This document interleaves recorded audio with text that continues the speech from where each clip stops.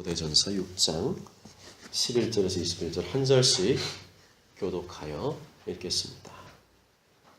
오직 너 하나님의 사람아, 이것들을 피하고 의와 경건과 믿음과 사랑과 인내와 온유를 따르며 믿음의 선한 싸움을 싸우라. 영생을 취하라. 이를 위하여 내가 부르심을 받았고 많은 증인 앞에서 선한 증언을 하였다. 만물을 살게 하신 하나님 앞과 본디오 빌라도를 향하여 선한 증언을 하신 그리스도 예수 앞에서 내가 너를 명하노니 우리 주 예수 그리스도께서 나타나실 때까지 흠도 없고 책망 받을 것도 없이 이 명령을 지키라. 기약이라면 하나님이 그의 나타나심을 보이시리니 하나님은 복되시고 유일하신 주권자이시며 만왕의 왕이시며 만주의 주시오.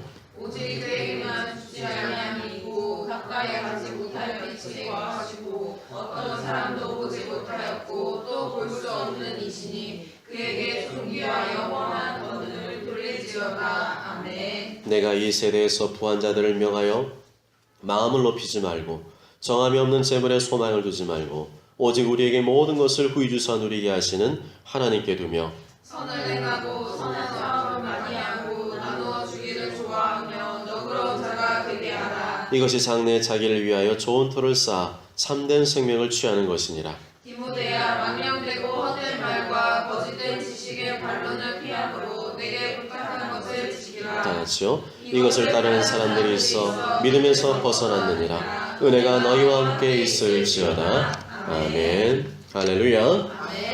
믿음의 선한 싸움을 싸우라. 영생을 취하라는 제목으로 하나님 말씀을 증거하겠습니다. 프린터기가 고장 나가지고 노트북을 화면에 원고를 띄워서 보도록 하겠습니다. 지난 시간에 우리는 그리스도인의 사회생활과 물질생활에 대해서 살펴보았습니다. 우리가 그리스도인답게 사회생활하고 물질생활을 하기 위해서는 말씀에 깊이 뿌리를 박아야 함을 살펴보았습니다. 말씀에 어설프게 뿌리를 박아가지고서는 세상의 유혹과 고난이 찾아왔을 때 말씀대로 살 수가 없습니다. 자기 하고 싶은 대로 자기 편한 대로 살 수밖에 없습니다. 이렇게 말씀대로 하나님의 뜻대로 살기를 거부하는 자, 그렇게 행하지 않는 자는 스스로 천국 가기를 거부하는 자다 말씀합니다. 누가복음 6장 7장에 보시게 되면 6장 46절에 너희는 나를 불러 주여 주여 하면서도 어찌하여 내가 말하는 것을 행하지 아니하느냐. 마태복음 7장 21절에 나더러 주여 주여 하는 자마다 다 천국에 들어갈 것이 아니요 다만 하늘에 계신 내 아버지 뜻대로 행하는 자라야 들어가리라 말씀합니다. 말씀에서 떠나 교회와 사회의 권위와 질서를 무시하고 말씀에서 떠나 변론을 좋아하며 다른 교훈을 따라가고 말씀을 떠나 돈을 사랑하고 부자 되기만을 바라는 사람의 최후는 파멸과 멸망이다 말씀합니다. 부하려는 자들은 시험과 올무와 여러 가지 어리석고 해로운 욕심에 떨어지나니 곧 사람으로 파멸과 멸망에 빠지게 하는 것이라. 말씀을 떠나면 세상에서 아무리 잘 돼도 소용없다는 겁니다. 말씀에서 떠나서 잘 되는 것은 축복이 아니라 저주입니다. 그런 삶은 하나님께서 인정하시지 않는다는 사실을 우리는 기억해야 됩니다. 누가복음 16장에 이에 그 거지가 죽어 천사들에게 받들려 아브라함의 품에 들어가고 부자도 죽어 장사되매 그가 음부에서 고통 중에 눈을 들어 멀리 아브라함과 그의 품에 있는 나사로를 보고 불러 이르되 아버지 아브라함이여 나를 긍휼히 여기사 나사로를 보내어 그 손가락 끝에 물을 찍어 내 혀를 서늘하게 하소서. 내가 이 불꽃 가운데서 괴로워하나이다. 아브라함이 이르되 예 너는 살았을 때 좋은 것을 받았고 나사로는 고난을 받았으니 이것을 기억하라. 이제 그는 여기서 위로를 받고 너는 괴로움을 받느니라. 혹시 이 땅에서 그냥 잘 먹고 잘 사는 게 내 인생의 목적인 분은 없으십니까? 우리 중에는 그런 분이 한 분도 없는 줄 압니다만 만일 그런 사람이 있다면 그 사람은 주님을 따른 것이 아니라 돈을 따른 것이기 때문에 결국에는 말씀 그대로 음부에서 영원한 고통을 받게 될 것입니다. 예수님께서 말씀합니다. 그러한 부자로 이 땅에 살다가 지옥에 가느니 차라리 이 땅에서 거지처럼 살아도 말씀대로 살다가 천국에 가는 편이 낫다는 것입니다. 무슨 일이 있어도 절대로 지옥에 가서는 안 된다는 주님의 간곡한 당부의 말씀이죠. 그렇다고 오해는 하지 마십시오. 우리 모두가 다 거지처럼 살다가 천가라는 말씀이 아니라 이 땅에서 말씀대로 사는 게 가장 중요한 것임을 말해주고 있습니다. 말씀대로 안 살면서도 이 땅이 잘 될 수 있습니다. 그러나 그것은 하나님 보실 때는 축복이 아니라 저주입니다. 왜 이렇게 성경은 냉혹하게 말씀하는가? 진정으로 예수님 믿는 사람은, 진정으로 구원받은 사람은 그렇게 살 수 없다는 겁니다. 하나님의 임재와 영광으로 가득한 천국보다도 이 땅의 것을 탐하고 욕심부리며 살 수 없다는 것입니다. 그렇게 살면서도 아무런 양심의 꺼리낌이나 가책이 없다면, 정령 회개하고 돌이키지 않는다면 그 사람은 필경 구원받지 못한다는 것입니다. 말씀을 떠나서도 잘 되는 것이 하나님의 복이라고 착각하지 마십시오. 예수님도 안 믿고 예수님 믿어도 말씀을 떠나서 자기 멋대로 사는 대로 잘 되는 것은 축복이 아니라 저주입니다. 도리어 하나님 앞에서 더 많은 진노와 심판을 쌓고 있는 것입니다. 하나님의 뜻 안에서, 말씀 안에서, 예수 그리스도 안에서 살다가 범사에 잘 되시길 바랍니다. 강건하시기 바랍니다. 모든 질병이 치유받으시기 바랍니다. 자녀의 앞길도 활짝 열리시기 바랍니다. 오늘로써 디모데전서 마지막 강해 설교를 하게 되었습니다. 지난 1월 둘째 주일부터 오늘까지 총 12회에 걸쳐서 디모데전서 말씀 전체를 살펴볼 수 있도록 인도해 주신 하나님께 감사와 영광을 올려드립니다. 제가 은퇴할 때까지 또다시 이 디모데전서 말씀을 강의할 일이 있을지 모르지만 우리는 디모데전서를 통해서 신앙생활의 엑기스를 압축적으로 충분히 맛보았다고 생각을 합니다. 기억이 가물가물하십니까? 그런 분은 유튜브에 제가 올려놨으니까 유튜브에 들어가셔서 마음껏 다시 보시면 됩니다. 그래도 아쉬운 분이 계시다면, 그래도 디모데 말씀 너무 좋다 하신 분이 계시면 다음 주부터 디모데 후서 말씀을 할까 하는 생각도 있지만 별로 원하시는 것 같지 않아서 다른 말씀을 강의하도록 하겠습니다. 디모데전서는 사도 바울이 젊은 목회자인 디모데에게 보낸 편지 형식의 말씀입니다. 젊은 목회자 디모데가 목회자로서 어떻게 처신해야 하며 어떻게 성도들을 가르치고 양육해야 되는지에 대해서 말씀한 목회서신입니다. 목회서신이라고 하니까 그냥 목회자를 위한, 목회자를 교육하기 위한 그러한 말씀이 아니냐 생각하지만 그렇지 않습니다. 이미 살펴보신 대로 사도 바울은 목회서신을 통해서 성도들의 신앙생활이 어떠해야 되며 어디에 초점 맞추고 살아가도록 가르쳐야 되는지에 대해서 말씀하였기 때문에 내용상으로만 본다면 디모데 전서는 단지 목회자만이 아니라 모든 성도를 향한 하나님의 말씀이라고 할 수 있습니다. 여하튼 우리는 디모데 전서의 마지막 부분에 이르게 되었습니다. 뭐든지 마지막이 중요합니다. 끝까지 가봐야 합니다. 대부분의 작품과 글들을 보게 되면 결론이 어디에 나옵니까? 마지막에 나오죠. 마지막에 최종 결론이 나옵니다. 처음에는 이런 얘기 저런 얘기 막 하다가 갑자기 막 풍파도 몰아닥치고 좋은 일도 있었다가 결론은 어디에 나오느냐? 마지막에 나옵니다. 지난 3월 10일에 있었던 대통령 탄핵 판결문도 그렇지 않습니까?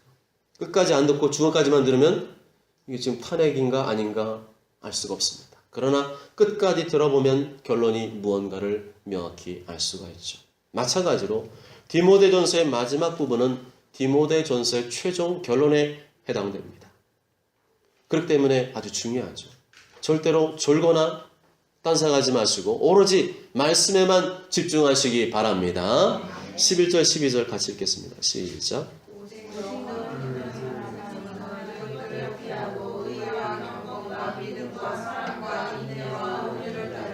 믿음의 선한 싸움을 싸워 영생을 취하라. 이를 위하여 내가 부르심을 받았고 많은 증인 앞에서 선한 증언을 하였도다. 아멘. 오직 너 하나님의 사람아. 사람들은 그 사람의 직업이 무엇인지, 어떤 능력이 있는지, 얼마나 많이 버는지, 얼마나 많은 재산을 소유하고 있는지 그것에 관심이 많고 그것으로 사람을 평가합니다. 그러나 하나님은 그런 외모에 전혀 관심이 없으십니다. 하나님은 오로지 사람의 중심을 보고 계십니다. 사무엘상 16장 7절에 여호와께서 사무엘에게 이르시되 그의 용모와 키를 보지 말라. 내가 이미 그를 버렸노라. 내가 보는 것은 사람과 같지 아니하니 사람은 외모를 보거니와 나 여호와는 중심을 보느니라. 하나님은 지금 말씀을 듣는 여러분들의 중심을 보고 계십니다. 여러분 마음속에 무엇이 있는지, 어떤 마음으로 말씀을 듣고 있는지를 보고 계십니다. 정말로 말씀을 사모하며 듣고 있는지, 아니면 자리만 지키고 있는지도 다 보고 계십니다. 그러면서 이렇게 말씀하실 것입니다. 오직 너 하나님의 사람아, 오직 너 그리스도의 사람아, 오직 너 성령의 사람아. 그게 아니라면 이렇게 말씀하실 것입니다. 오직 너 탐욕의 사람아, 오직 너 죄악의 사람아, 오직 너 불순종의 사람아. 하나님께서 여러분을 어떻게 부르실 것 같습니까? 스스로 자문해 보십시오. 사도 바울은 디모데의 신실함을 인정했습니다. 디모데의 순종과 충성을 인정했습니다. 그래서 이렇게 부른 것이죠. 오직 너 하나님의 사람아. 누가 날 불러준다면, 이렇게 불러준다면 얼마나 기쁘겠습니까?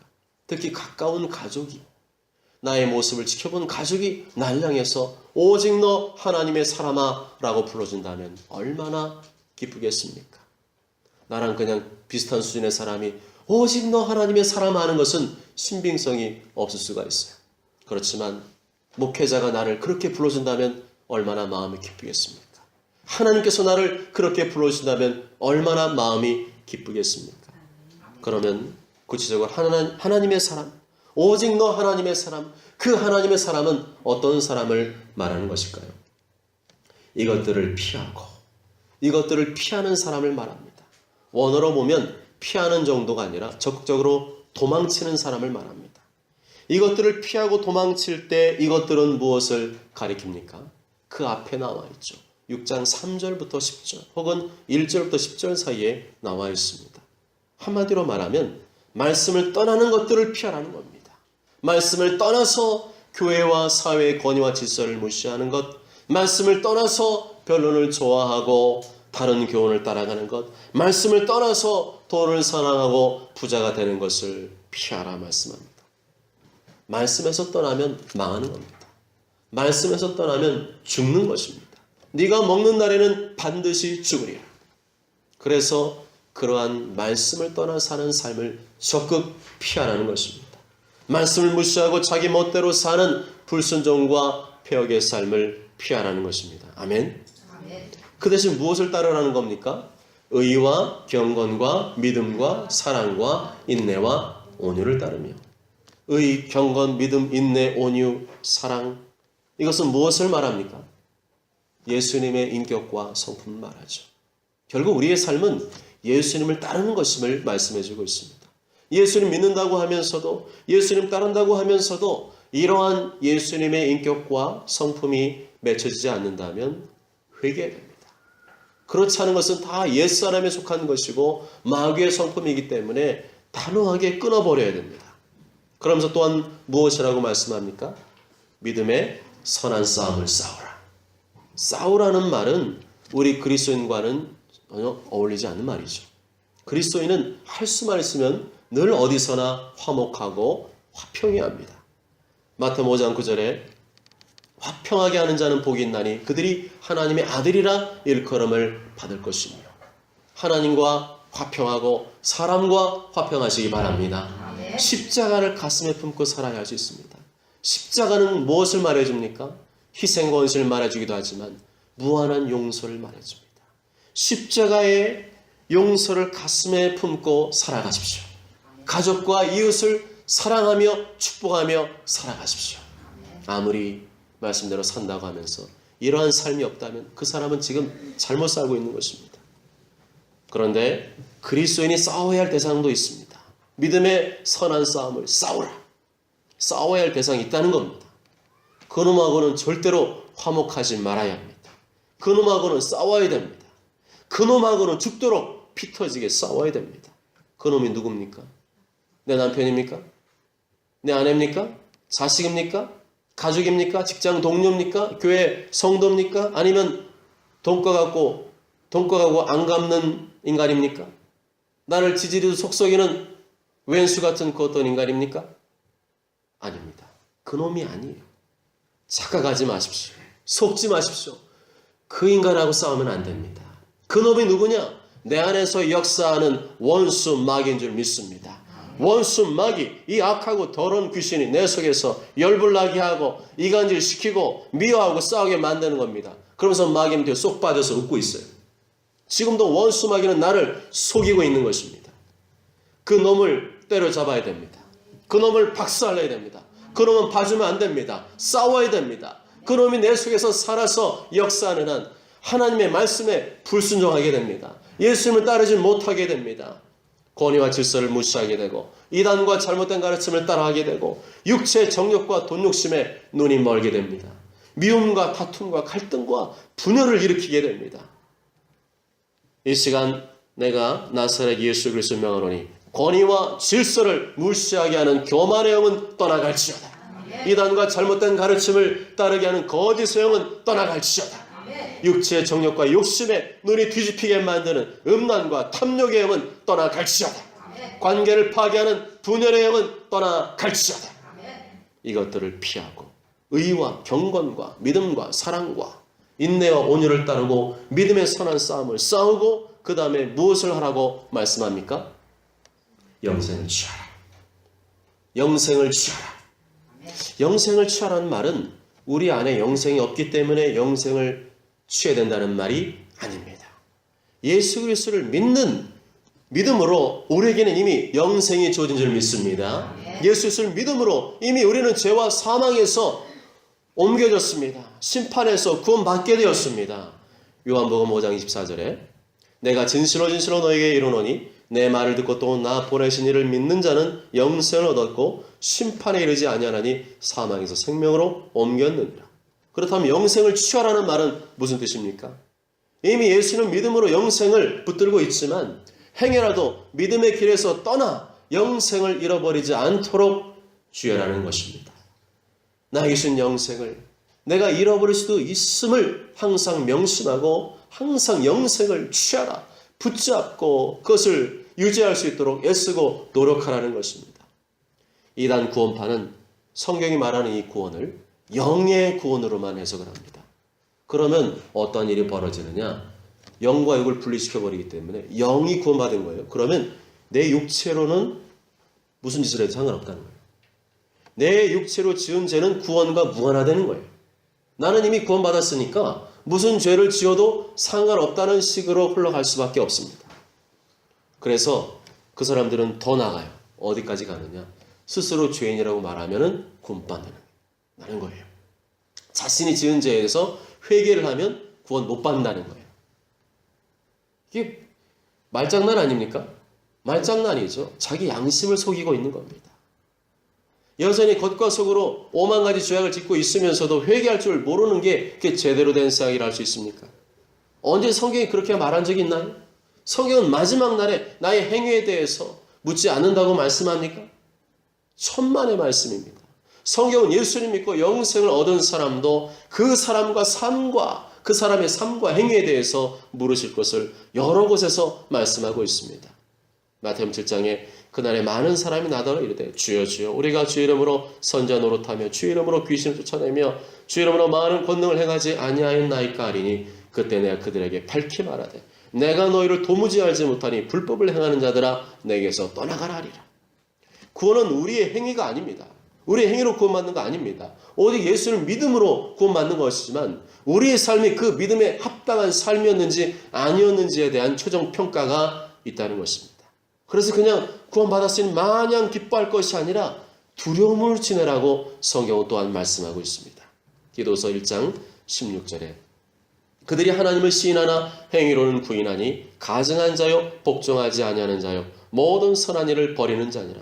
베드로전서 1장 10절에 외모로 보시지 않고 각 사람의 행위대로 심판하신 이를 너희가 아버지라 부른즉 너희가 나그네로 있을 때를 두려움으로 지내라. 아멘. 12절 하반절에 이를 위하여 내가 부르심을 입었고 많은 사람 앞에서 선한 증언을 하였도다 말씀합니다. 디모데는 이 일을 위해서 부르심 받았습니다. 그리고 실제로 그 부르심에 합당한 삶을 살았고 많은 사람들에게 그러한 삶을 보여주었습니다. 나를 구원하신 이유, 나를 하나님의 자녀로 부르신 이유, 나를 이 땅에 남겨두신 이유는 그저 이 땅에서 잘 먹고 잘 사는 데 있지 않습니다. 나를 부르신 그분의 부르심이 무엇인지를 세상에 보여줄 수 있어야 됩니다. 하나님께서 디모데를 부르신 이유, 나를 부르신 이유가 무엇일까요? 따라해 보실까요? 말씀 안에서 살도록 부르셨다. 예수님을 따르도록 부르셨다. 믿음의 선한 싸움을 싸우도록 부르셨다. 영생을 취하도록 부르셨다. 말씀 안에서 사십시오. 예수님 따르십시오. 믿음의 선한 싸움을 싸우십시오. 그리하여 영생을 놓치지 말고 끝까지 영생을 붙잡으시기 바랍니다. 13절에 16절 읽겠습니다. 시작. 만물을 살게 하신 하나님 아버가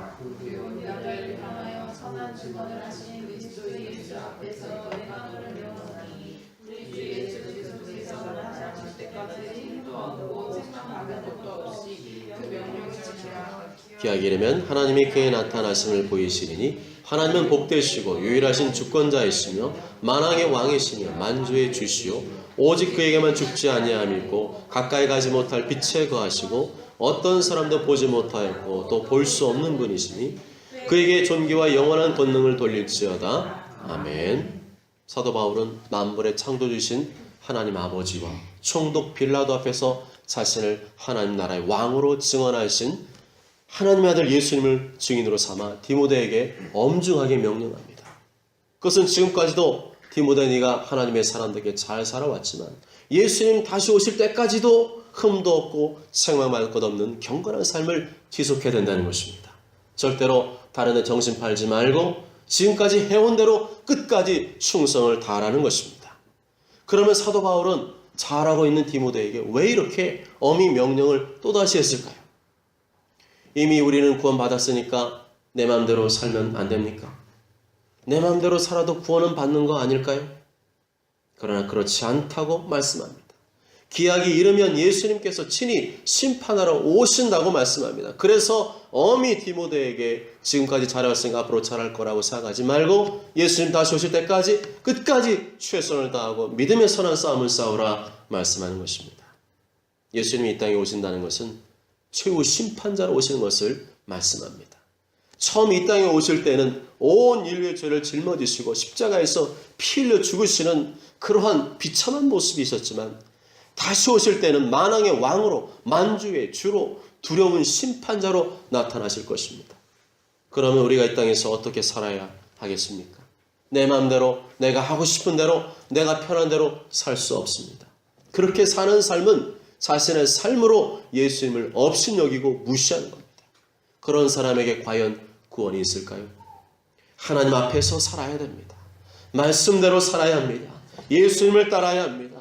믿음의 선한 싸움을 싸워야 합니다. 영상을 붙잡고 취해야 합니다. 그리해야 부끄러움을 당하지 않게 됩니다. 그리해야 이를 갈며 슬피 울지 않게 됩니다. 마태복음 25장 보시게 되면 24장 51절 25장 30절에 어미 때리고 외식하는 자가 받는 벌에 처하리니 거기서 슬피 울며 이를 갈리라. 이 무익한 종을 바깥 어두운 데로 내쫓으라. 거기서 슬피 울며 이를 갈리라. 누가복음 14장 28절에 너희가 아브라함과 이삭과 야곱과 모든 선지자는 하나님 나라에 있고 오직 너희는 밖에 쫓겨난 것을 볼 때 거기서 슬피 울며 이를 갈리라. 마지막으로 사도 바울은 다시 한번 인생의 목적이 잘못된 성도들을 바르게 가르치라고 디모데에게 명령합니다. 요즘 목사님들이 좀 담대하지 못하신 것 같아요. 하나님 말씀이 있는 그대로 가르쳐야 그 영혼이 멸망당하지 않고 영원한 천국에 안전하게 들어갈 수 있는데 좋은 얘기만 합니다. 귀에 듣기 좋은 얘기, 그냥 마음에 드는 얘기만 합니다. 그래서 그 사람들의 삶이 어떠한지에 대해서는 정확하게 말하지 않고 그냥 그렇게 살아도 저렇게 살아도 그냥 대충대충 그렇게 묻어가며 살아도 다 영원한 천국에 이를 것이라고 그렇게 안심을 시키지만 그 메시지가 과연 성경에 합당한 것입니까? 성경은 그것만 말하고 있습니까? 그렇지 않습니다. 성경은 두 가지를 다 말하고 있기 때문에 성도들이 항상 영적 긴장감을 가지고 저 영생을 취하도록 이끌어줘야 될 사명이 목회자들에게 있습니다. 그것을 바르게 가르치라고 사도 바울은 명령하고 있습니다. 17절에 19절 같이 읽겠습니다. 시작. 내가 이 세대에서 부한 자들을 명하여 마음을 높이지 말고 재물에 소망을 두지 말고 오직 우리에게 모든 것을 후히 주사 누리게 하신 하나님께 두며 선을 행하고 선한 사업을 많이 하고 나눠주기를 좋아하며 너그러운 자가 되게 하라. 이것이 장래 자기를 위하여 좋은 터를 쌓아 참된 생명을 취하는 것이니라. 아멘. 예수님 믿는 것 외에는 사는 이유나 목적이 잘못된 사람이 있다는 겁니다. 만일 그들이 회개하고 돌이키지 않으면 파멸과 멸망에 빠지게 되기 때문에 목회자로서 그들을 엄히 가르치고 바로 잡으라는 것입니다. 그 사람이 시험 들더라도 그 시험 드는 건 본인 책임이에요. 하나님의 말씀을 정확하게 가르쳐서 그 말씀을 듣고 회개하고 돌이키는 것이 하나님의 뜻인데 그 말은 듣기 불편해. 그 말을 듣고는 내가 못 살겠어. 그렇게 생각한다면 그 사람은 안타까운 것입니다. 그러면 그들이 누구냐? 물질적으로 부한 자들입니다. 이 세대에서 부한 자들을 명하여 앞서 6절에서 10절까지의 말씀은 부하려 하는 자들, 부자가 되고 싶은 자들에 관한 말씀이었다면 17절부터 19절까지의 말씀은 이미 재물이 많은 부자들에 대한 명령입니다. 공통점은 뭡니까? 말씀을 떠났습니다. 말씀을 떠나서 부하려고 하고 말씀을 떠나서 자기의 재산을 자랑하고 누리는 자들. 디모데가 목회하고 있던 에베소 지역은 당시 소아시아 지역의 수도였기 때문에 상업이 아주 번창했습니다. 상업이 번창했다는 말은 부자들이 많았다는 뜻이고 교회 안에도 부자들이 제법 많이 있었다는 뜻입니다. 부자가 되는 것은 죄가 아닙니다. 부자가 되는 것은 하나님의 은사이고 선물입니다. 그러나 부자가 천국에 들어갈 가능성은 극히 희박합니다. 예수님의 말씀이죠. 그래서 사도 바울은 특히 부유한 성도들을 지목해서 엄히 명령하고 가르치라 말씀하고 있습니다. 부자라고 하니까 나는 부자가 아닌데 하고 생각할 분도 계시지만 남들만큼 산다면, 남들보다 좀 더 벌면 산다면 그 사람이 부자가 아니겠습니까? 꼭 큰 기업의 회장이나 사장이 돼야지만 억대 연봉을 벌어야지만 부자라고 말할 수 있는 것은 아니라는 거죠. 부자는 교만함에 빠질 가능성이 높습니다. 부한 자들을 명하여 마음을 높이지 말고 재물이 많아지면 자기도 모르는 사이에 교만해지게 됩니다. 내가 남들보다 더 능력 있고 잘나서 많은 돈을 벌게 되었다고 착각하게 됩니다. 그러나 성경은 그렇게 말씀하지 않습니다. 내 능력과 내 손의 힘으로 얻은 것이 아니라 하나님이 재물 얻을 능력을 주셨기 때문이라고 말씀합니다. 물질은 철저하게 하나님이 나에게 베푸신 은혜요 선물이라는 생각을 기억해야 됩니다. 신명기 8장 10절 18절에 그러나 내가 마음에 이르기를 내 능력과 내 손의 힘으로 내가 이 재물을 얻었다 말할 것이라. 내 하나님 여호와를 기억하라. 그가 내게 재물 얻을 능력을 주셨습니다. 하나님이 주셨다면 자랑할 수 있습니까? 자랑할 수 없습니다. 내가 남들보다 돈을 많이 벌게 된 것은 내 능력으로 된 것이 아니라고 하나님은 딱 잘라 말씀합니다. 내가 너에게 재물 얻을 수 있는 능력을 주었다. 그러므로 어떻게 하는 겁니까? 그 재물을 하나님을 위해서 쓰라는 것입니다. 내가 남들보다 돈이 많아지고 돈을 잘 벌게 되면 하나님보다 재물에 소망을 두게 됩니다. 하나님을 사랑하는 마음보다 돈을 사랑하는 마음이 많아지게 됩니다. 그런 상태에서는 하나님의 말씀에 순종할 수가 없습니다. 결국엔 그런 삶을 청산하고 돌이키지 않으면 말씀대로 파멸과 멸망의 길로 가게 됩니다. 우리의 미래는 하나님께 있습니다. 재물이 나에게 영생과 미래를 보장해 주지 않습니다. 영생과 미래는 하나님의 손에 있기 때문에 재물의 소망을 두어서는 안 됩니다. 모든 것을 후히 주시고 누리게 하시는 하나님께 소망을 두시기 바랍니다. 그러면 나에게 주신 물질을 어떻게 사용해야 되는가? 특히 부유한 성도는 물질을 어떻게 사용해야 되는가? 18절 말씀대로 주어진 물질을 선한 사업을 위해서 하나님의 영광을 위해 사용해야 됩니다. 악착같이 내 손에 움켜쥐고 있는 구두쇠가 아니라 나누고 베풀고 섬기는 데 너그러운 자가 되어야 됩니다. 나에게 많은 재물이 있다는 것은 더 좋은 것을 누릴 수 있는 기회라고만 생각하지 말고 더 많이 섬길 수 있는 기회를 나에게 주셨다는 생각을 가져야 됩니다. 이 땅의 재물은 그 누구의 것이 아니라 내 것이 아니라 근본적으로 하나님의 것입니다. 남들보다 돈을 잘 벌고 돈을 많이 번다는 것은 하나님이 나에게 주신 사명입니다. 돈을 잘 버는 만큼 돈을 잘 써야 하나님께 인정받을 수 있다는 것입니다. 물질의 사명감을 가지고 전도와 선교, 구제와 같은 선한 사업에 힘쓰시기 바랍니다. 그래야만 자기를 위해 좋은 터를 쌓게 되는 것이고 천국에 좋은 집을 만드는 것이고 참된 생명, 곧 영생을 취하게 되는 것인 줄 믿습니다. 아멘.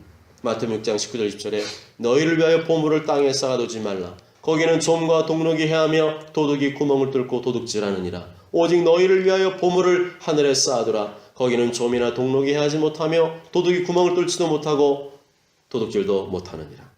마지막으로 사도 바울은 디모데에게 당시 횡행했던 이단의 가르침을 경계할 것을 다시 한번 강조하며 편지를 마무리하고 있습니다.